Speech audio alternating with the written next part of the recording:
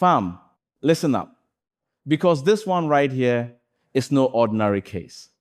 It's not your usual Friday night raid or some random police chase in town. This is the kind of story that shakes a whole continent. Interpol, the international police machine that criminals dread, has just delivered a serious blow to cybercrime in Africa.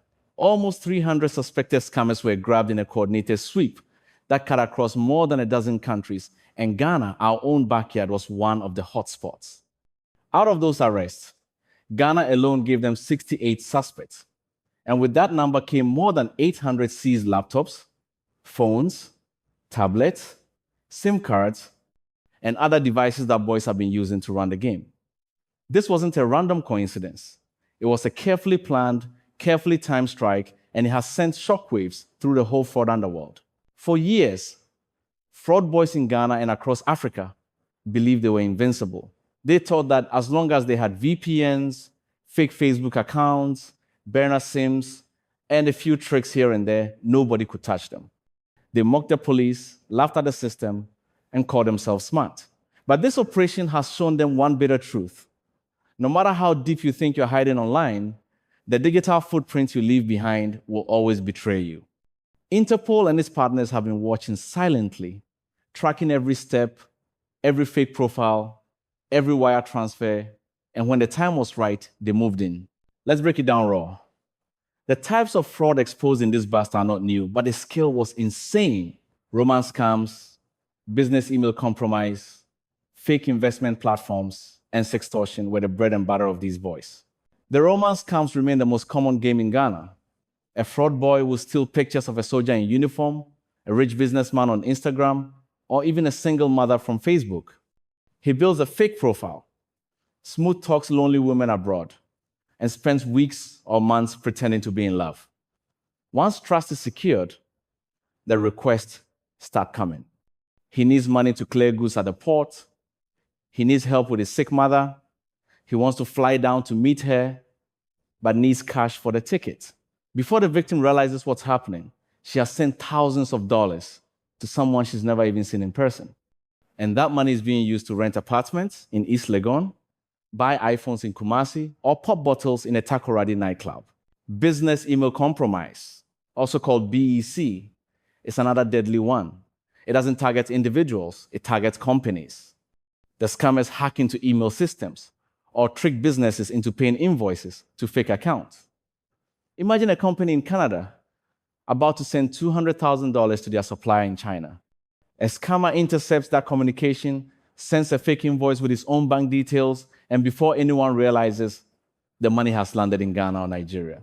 By the time the real supplier calls, the scammers are already splitting the cash. And then there's the fake investment game. Fraud boys know people want quick money, so they promise them exactly that. They create fake websites that look like real Forex trading platforms or crypto dashboards. Victims log in, see fake profits rising every day, and they get excited. They invest more, sometimes everything they have, only to wake up one morning and find the website gone. The scammers cash out, and the victims are left in tears. These scams are not spread evenly across Ghana. Certain hotspots have become notorious for them. In Accra, East Legon, Spintex, Medina, and Dansoman have become known as the Game Boys turf. Clubs in these areas see boys flaunting dollars on weekends. In Kumasi, Bantama, and Ahodro are where many romance scammers sit quietly behind their laptops, away from the public eye but running dangerous operations. Takoradi has a history of internet cafes being converted into fraud centers. And even in Tamale, young men are now learning the scripts and chasing foreigners online. The truth is, fraud has become decentralized. In the past, boys crowded internet cafes, but now everything happens on smartphones. A boy can run a whole romance scam lying on his bed with nothing but an Android phone and internet data. Interpol had enough of this. Complaints from victims were piling up from Europe, North America, and Asia. Too many stories led back to Africa, and Ghana's name kept showing up. So they launched a large-scale operation, working with police units across 14 countries. They called it Operation Contender, and it was designed to be ruthless. In Ghana, the raids were swift. Police stormed apartments, houses, and hotels. Suspects were caught sleeping, caught partying, caught mid-conversation on WhatsApp with victims. Some tried to hide their devices.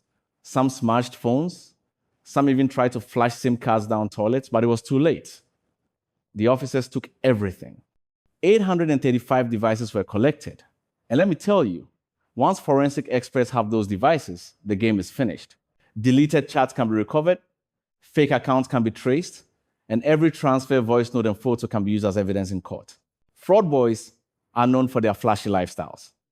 They are in their 20s, driving Benz and Range Rovers, rocking designer shoes, holding iPhones with gold cases, and making it rain in clubs. They call themselves game boys, and they flaunt everything on Snapchat and Instagram. But the lifestyle is fragile. Many of the cars are rented, many of the houses are paid for with stolen money, and the girls who hang around them are there only for the spending. The moment the money stops, the lifestyle collapses. Fraud gives the illusion of wealth, but it doesn't last. Victims, on the other hand, are the ones paying the real price. Every bottle popped in a Ghanaian club represents someone's tears in another part of the world. Victims are widows, businessmen, students, or lonely people searching for love. They send money believing in a lie. Some lose everything they have. A widow in the UK lost her entire pension to a fake soldier. A businessman in Canada sent $200,000 to a fake supplier.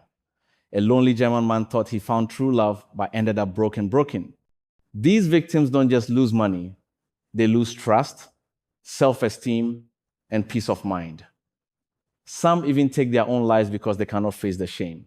What fraud boys forget is that the internet never forgets.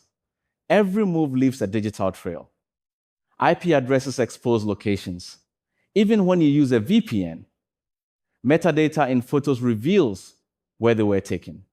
Mobile money transactions are permanently logged. Bank records connect accounts. One careless login can expose an entire operation. Interpol has the tools to connect these dots, and that's how they build cases against so many suspects at once. Now, the 68 arrested in Ghana are facing serious consequences. They will be charged with fraud by false pretense, money laundering, identity theft, and conspiracy. These charges can carry sentences of 10 to 20 years in prison. And because Interpol is involved, some may even be extradited to stand trial in countries where their victims live. Assets will be seized, cars, houses, bank accounts, everything linked to fraud will be taken.